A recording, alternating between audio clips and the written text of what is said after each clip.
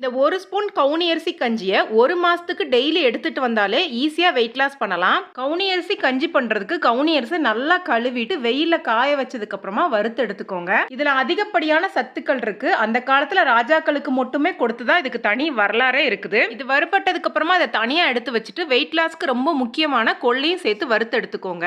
இதே கடாயிலே பார்லியும் சேர்த்து நல்லா வறுத்து எடுத்ததுக்கு அப்புறமா பாசி பருப்பு சேர்த்து நல்லா பொன்னிறம் ஆகிற அளவுக்கு வறுத்து தனியா எடுத்து வச்சுக்கோங்க. கஞ்சியோட ருசியை இன்னும் அதிகமாக்குறதுக்கு சீரகமும் மிளகும் போட்டு வறுத்ததுக்கு அப்புறமா ட்ரை பூண்டு சேர்த்து வதக்கி எடுத்துக்கோங்க. இது எல்லாம் ஆறுனதுக்கு அப்புறமா பொடி பண்ணி எடுத்துட்டீங்கன்னா நம்ம வெயிட் லாஸ் கஞ்சி பொடி தயாராயிருச்சு. டெய்லி காலையில பிரேக்ஃபாஸ்ட்டுக்கு இந்த கஞ்சியை மட்டும் எடுத்துட்டு வந்தாலே நல்ல வெயிட் லாஸ் ஆகும். கஞ்சி பண்றதுக்கு 2 கப் தண்ணியை கொதிக்க வச்சு எடுத்துக்கோங்க. இதுல 2 டீஸ்பூன் கஞ்சி பொடியை நல்லா கரைச்சி இதோட சேர்த்துருங்க. இது நல்லா வெந்ததுக்கு அப்புறமா தேவையான அளவு உப்பு சேர்த்து கேஸ் ஆஃப் பண்ணிட்டீங்கன்னா கஞ்சி தயார். இப்படியே கூட குடிக்கலாம். இதுல மோர் கலந்தும் குடிக்கலாம். இவ்வளோ ப்ராசஸ்லாம் என்னால பண்ண முடியாதுன்னு நினைக்கிறவங்க இதே மெத்தட் வெயிட் லாஸ் கவுனி அரிசி கஞ்சி பொடி ரெடி பண்ணி கொடுத்துக்கிட்டு இருக்காங்க. வாட்ஸ்அப் நம்பரும் கொடுத்துருக்கேன். விருப்பப்படுறவங்க கண்டிப்பா செக் பண்ணி பார்த்துக்கோங்க. நன்றி, வணக்கம்.